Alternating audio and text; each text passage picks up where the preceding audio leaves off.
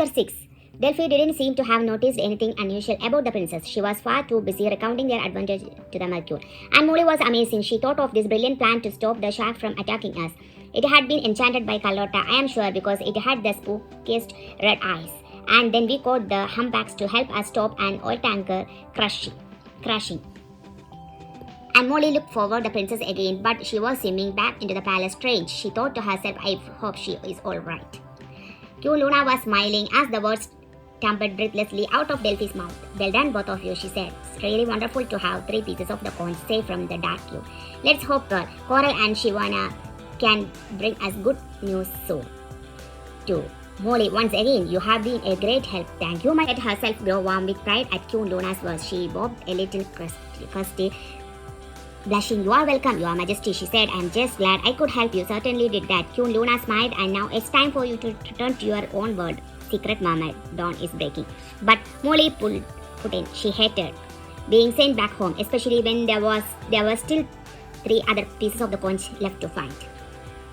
The Mercury put her hands gently on Molly's shoulder. We will see you again soon, I promise, she said. But for now, farewell. Goodbye, Molly said. A little sadly, she hugged Delphi one last time and dropped into another curtsy before the queen. Then she was surrounded by electric blue sparkles of mermaid magic and felt as if she were being put very fast to the surface of the water, with the undersea kingdom blurring before her eyes. The next thing she knew was the feeling of sunlight on her face through a gap in the curtains.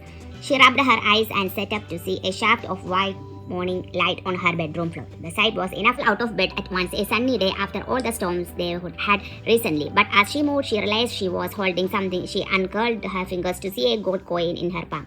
And the adventures of the night before came rushing back into her mind, a period doubloon from the shipwreck. Oh, it had been so exciting, way better than any dream she could have had. She went to the window and stared out at the sea. She looked flat and smooth now, sparkling a glorious blue in the early morning sunlight.